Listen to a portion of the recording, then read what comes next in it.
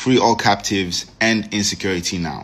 We stepped out yesterday to protest the worsening levels of insecurity and the mass abductions all around the country. What was wild to see was that Tinubu and his supporters had rented a crowd of counter-protesters, majority of which were women. These women have children. In case you don't know why we are out there protesting, the children that were taken from this school in Oyo State, they still have not been found. Let me put this in perspective for you. There's a community called Woro in Kwara State. February 3rd into 4th this same year, by 5:30 p.m., insurgents attacked this community. Now, from 5:30 p.m. overnight into the next morning, there was a sustained attack. They stated they massacred people. About 200 people were killed. And you know how many people were taken away? About 176 people were taken away. These people are still in captivity. There was an attack on Ngoshe community in Borno. There was an attack on Musa community in Borno, also a primary and secondary school. Those children have still not returned home. It could be your children tomorrow.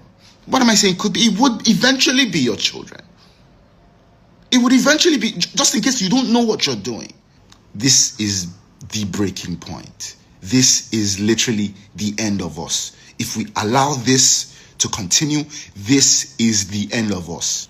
We're complaining about how difficult things are, how high the cost of living is slowly becoming. But how are you even going to be able to hustle or to worry about making a better living if you're not even alive?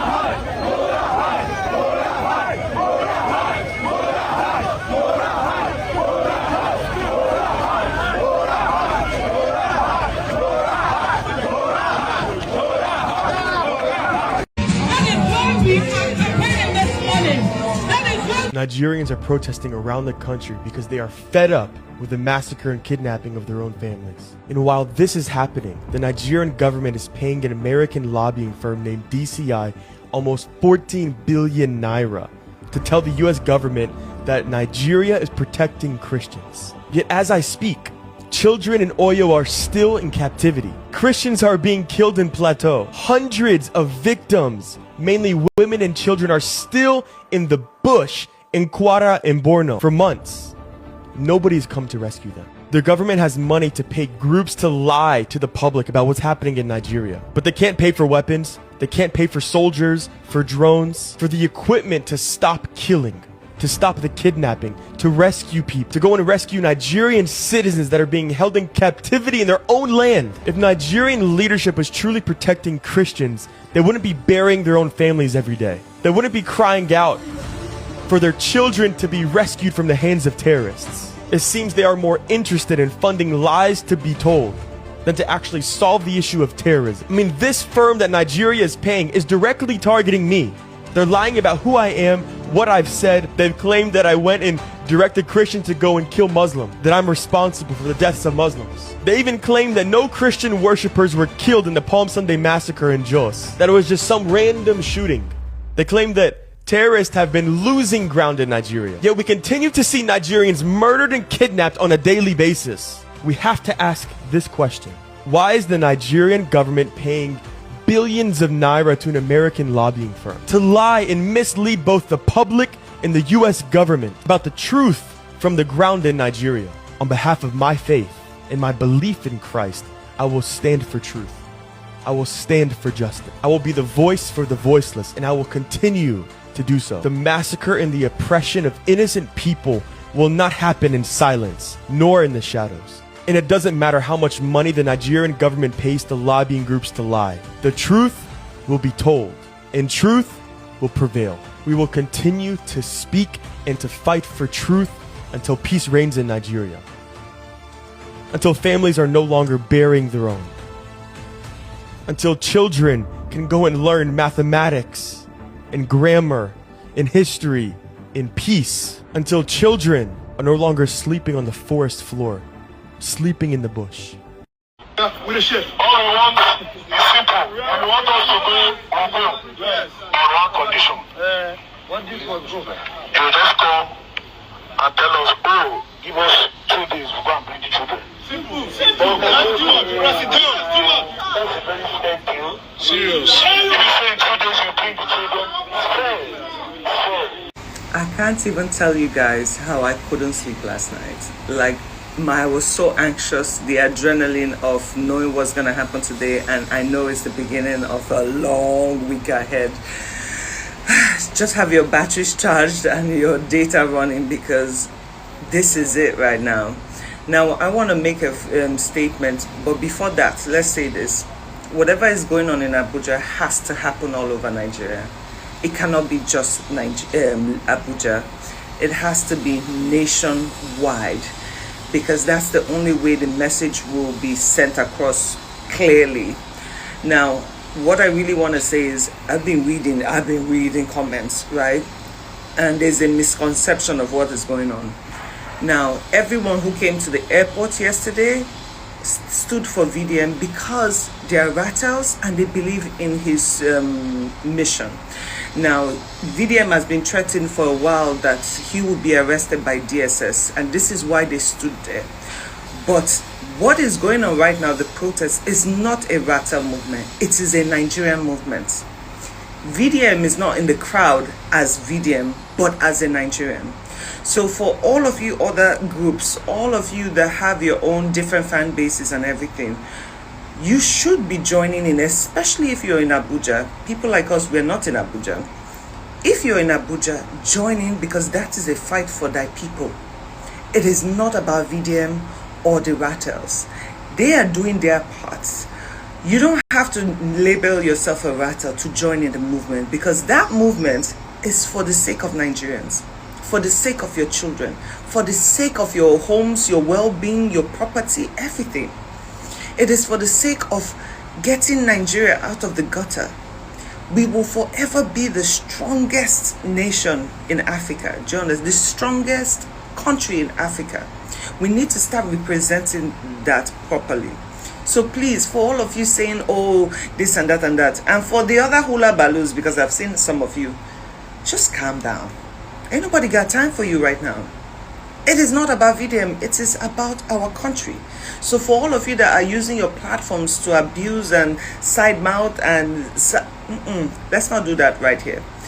There are going to be people in that group that are there for the right reasons, and there are going to be some that are just trying to influence their lives. But regardless, they are out there and you're behind your screen screaming. Now, I noticed also one of the videos I saw today with the military. I noticed one of the soldiers actually cock his gun, and that pissed me off so much. See, as much as, yes, you are doing your duty, it is your right to try to bring down the protest and, in your opinion, maybe not even exist. But bruh, you guys are no different from Nigerians.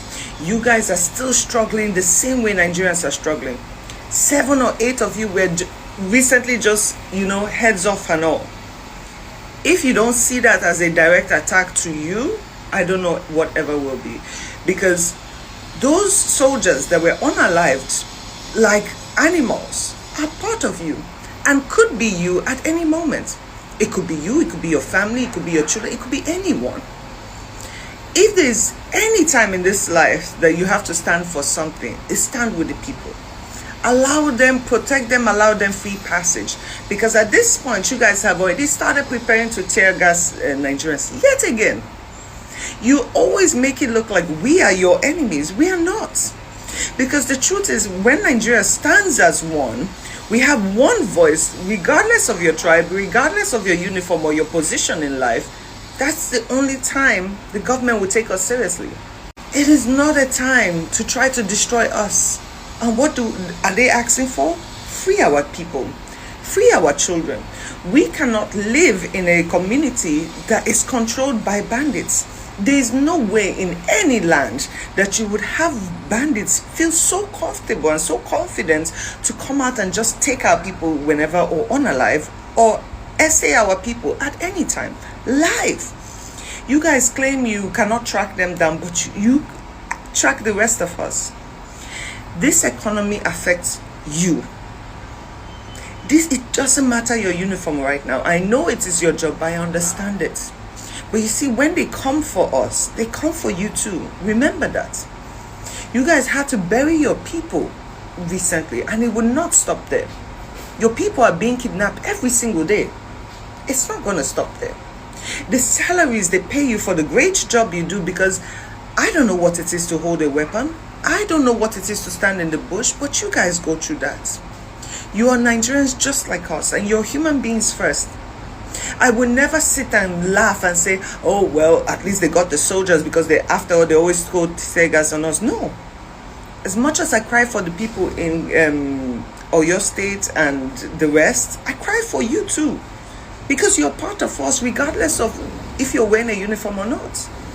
This fight is bigger than you.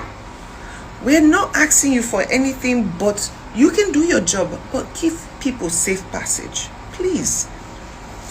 The moment we fix our country, you would see the change. Like, this change is possible and it will happen.